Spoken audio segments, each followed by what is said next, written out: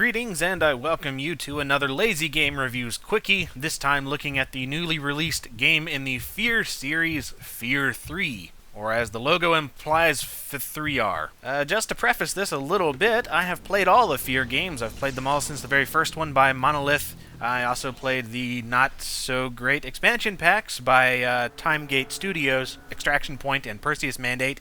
And then there was Fear 2, which was a couple of years ago now, also released by Monolith. But then comes this one, Fear 3, which is developed by Day One Studios, the same guys that were responsible for the console ports of Fear. And I will admit that had me a little bit concerned because I had no idea how they would take this. But thankfully, they haven't completely ruined the game. Another couple of names to throw out there. John Carpenter, who worked on the cinematics this time around, and also Steve Niles, who is a comic book writer and such. So there is a bit more of a noticeable flair to the cinematics and the story. In fact, there is sort of a story that you can follow along now. I've never really noticed before in the Fear games. That's because I don't play the Fear games for a story. I play the Fear games to blow away things in ridiculous ways with very awesome weapons, as well as to take advantage of the bullet time, which is explained as very fast reflexes of Point Man. It's pretty much brought all of that back, except it's been extremely consoleized. And what I mean by that is that a game that was originally a PC title has really had a lot of console-itis kind of things thrown in there. And not just console titles specifically, I mean modern shooters in general, and I'm not a big fan of all this. Stuff like an actual cover system. Basically, it's a shoulder magnet button. You click on a cover and you're up against it and you can peek out from behind the edges and shoot people.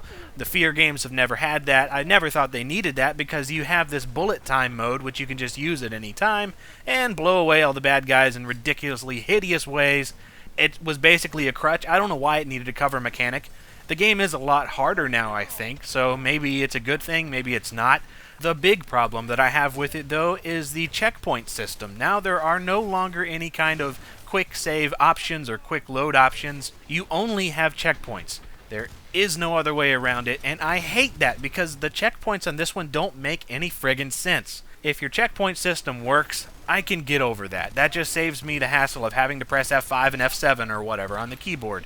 But if they don't work, if the checkpoints are in completely illogical places, then I'm sorry, but that sucks. I mean, these are long levels, think 30 to 50 minutes each, and there's not exactly a bunch of save points thrown in there, so it really gets annoying, because the game can be very unforgiving. And that's part of the appeal of the game for me, as well as the overall nastiness of the violence. Shooting people is just fun. They've brought back the Fear shotgun, the machine guns, the railgun thing that shoots spikes and stuff, the energy weapons that just zap an enemy to pieces and blow them up and set them on fire and all that stuff. It's here. And the great environments have returned from Fear, and quite a few of them I'm very, very fond of. I'm liking the fact that there are places like a Sam's Club type of big chain store, a housing development, industrial type of places, all those kind of really awesome locations that I love to shoot up in the Fear games and then see blow up in slow motion. It's great. There's also a lot of new enemies now. Some of them are pretty frantic. It feels like I'm playing Left 4 Dead or Serious Sam sometimes. It gets very, very intense, and I'm very much liking that. There's a bunch of other little things, but I'm not really going to go into them because I haven't explored them. Things like playing through the game again as Point Man's weird demon brother guy, Paxton Fettel. You have like spirit powers and stuff that you can use, I guess. That doesn't really appeal to me that much. There's also online multiplayer modes, which are just kind of take it or leave it for me, although there's supposed to be some interesting additions, like Alma showing up in the middle of the match to screw things up and stuff, which is kind of cool.